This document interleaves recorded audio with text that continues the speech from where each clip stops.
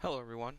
In today's lab we're going to cover how to import sound, where we can download it from, and what types of sound files that Adobe Animate CC accepts. So a couple of file formats it doesn't accept is, I believe it's .aiff is one type of sound file.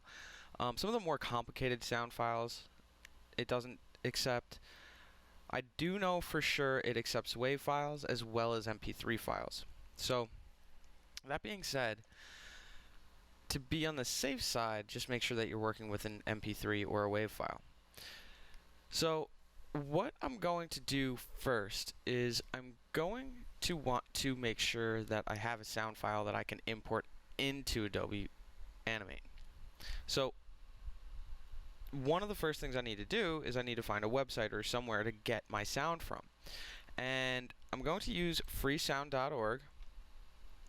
This is a free sound website. And I'm just going to start to browse for a sound. Arcade sound. Now from here, I'm going to go ahead and just find a sound that I like.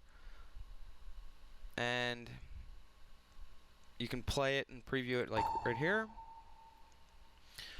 And you can click on it.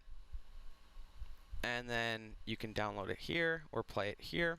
Now, if you do not have an account, just make sure that you just do a login, create new account. It's really simple. All you need is an email and a password. So it asks you for your email. It asks you to create a password. And then once you do that, you just have to verify the email and you're logged in. And it's really simple. So just make sure you use an email that you know the password to, so you can obviously check your email and click the verification link.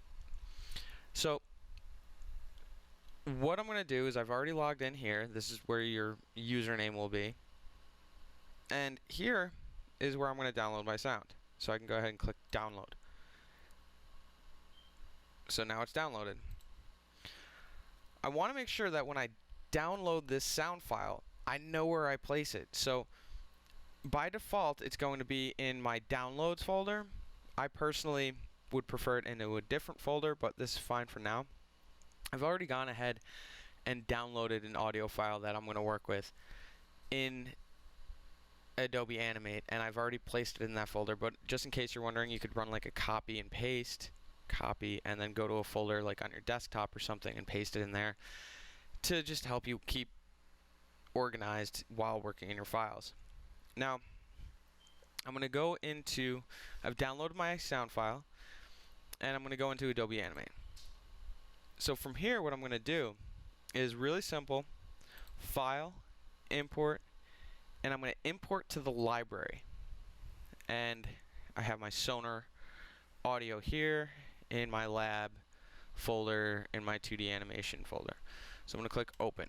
You'll notice it gets dragged, it's in the library now. And you can even preview it in here, which is pretty cool. And the other thing is, I want to name my layer and I'm going to call it audio. Now I'm going to take my audio and just drag and drop it on the stage. Now, just like always, you got to make sure that you have enough frames. So I'm going to insert frame, and you'll see that little orange line represents where the actual audio is coming from. So these frames I really don't technically need. And the other thing is let's just say I want to start on frame 10. I can just run a click and drag and it'll start on frame 10 when I play it back. So the other thing to keep in mind about audio is, instead of this sync to event, set it to stream. This will save you an enormous amount of frustration, at least in the old ones. I don't know if they've fixed it or changed it yet, but if it used to be under event, and let's just say you had like a 2-minute audio clip, it would play the entire audio clip. Let's say you hit play 3 times, it doesn't just restart it, it overlaps the audio sound. So you'd have it starting at 3 different positions, and let's just say it was 2 minutes long. For the next, 2.5 minutes, however long you spread apart your playback when you hit play here, it can cause like serious irritation, because it'll just continuously sort of do this overlap of the other audio. And if that is the case and you do try it out while it's set to event right over here, you may find it funny for a few moments, but it will get on your nerves pretty quickly. So you want to make sure you set it to stream. So that's pretty much all there is to it. As you scrub through this, if you have it set to stream, it will scrub through the audio in through your speakers or headphones. So you can scrub right through frame by frame, and it'll play each audio sequence frame by frame for you as well, which is really, really nice. It makes animating much easier, especially if you're doing something like lip sync or something.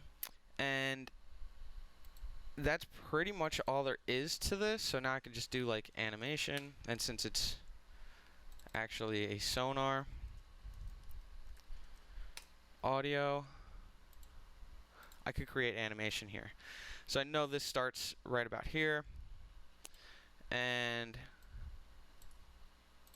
let's just say center. I wanted to go ahead and just do some animation here.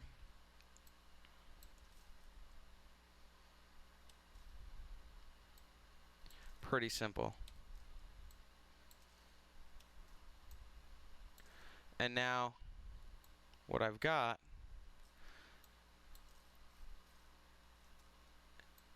is my animated circle here. I'm just keyframing it. I could have done like a motion tween or something. Because it's sonar, I just figured, why not? Alright. And one more. Or we'll just keep going. Just to show you what I mean. And I'm not really like drawing these frame by frame. I'm just scaling it out every frame.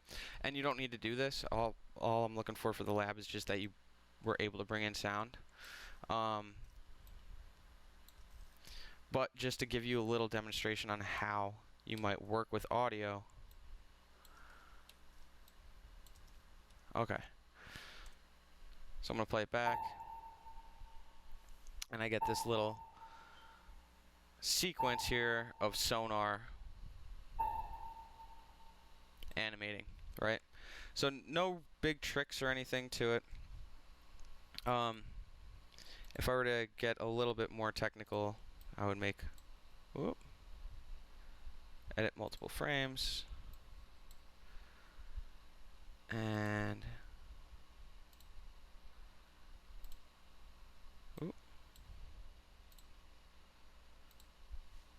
there we go. And I'll change my stage color here. So you get something like that. And now I've got like my little sonar sequence, sonar animation, and obviously you can still work in multiple layers.